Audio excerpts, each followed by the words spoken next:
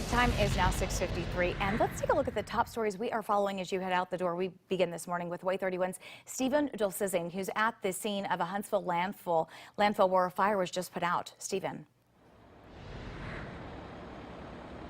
Yeah, Naja, a fire broke out here at the City of Huntsville landfill earlier this morning, around 2:52 this morning.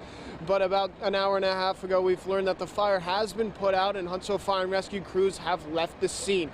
The fire broke out, like I said, at 2:42. I got here around 3:30 where things were still smoking. We do not know what caused this fire at this time. One worker told me there were no injuries and all the equipment inside the landfill is safe. Workers are continuing to monitor the scene. Naja? All right, thank you, Stephen. WAAY 31 learned the Coast Guard Auxiliary Flotilla right here in Huntsville is impacted by the partial government shutdown. The flotilla was told to stop all missions on the Tennessee River during the shutdown. During the shutdown, they're not even allowed to have meetings, and if the shutdown continues, they'll have to miss the annual boat show at the Von Braun Center. The partial government shutdown is also affecting local breweries. The federal office that approves new labels for craft breweries is closed, which means they can't sell any new beverages. Happening today, President Donald Trump is visiting a Border Patrol station and a section of the U.S.-Mexico border in Texas. This comes on what is now day 20 of the partial government shutdown over funding for the border wall.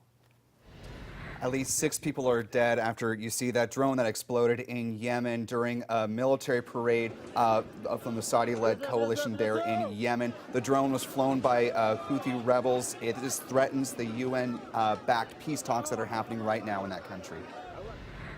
The Colbert County Sheriff is pressing his neighboring counties to agree on a metro jail.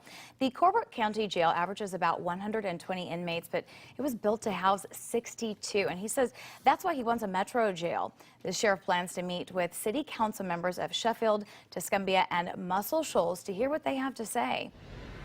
New information next week, 2 new judges are going to be sworn into the Morgan County Circuit Court. According to the Decatur Daily, Stephen Brown and Charles Elliott will become new judges after they take the oath of office on Monday. Congratulations.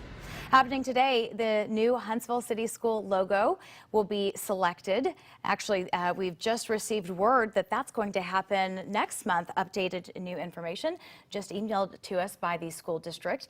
Students had a chance to create the logo, and people could vote for their favorite one on the district's website. New details, Huntsville's Skating in the Park will extend its opening for this weekend. It was supposed to shut down last weekend, but they want to keep it open a little longer due to the recent bad weather. WAAY 31 is a proud sponsor of Skating in the Park. Well, now let's get another look at your traffic as you head on out the door. And things look great this morning. No new wrecks to report to you, no major slowdowns, and nothing in the way of fog or anything of that nature to really impede your morning commute. So smooth sailing across the valley. It is going to be cold, though, so plan accordingly. 43 degrees. That's our high temperature today. When you factor in that wind out of the north, it's at best going to feel like it's in the upper 30s during the afternoon. The wind chill this morning, teens and 20s, so plan accordingly. Rain holds off until Saturday.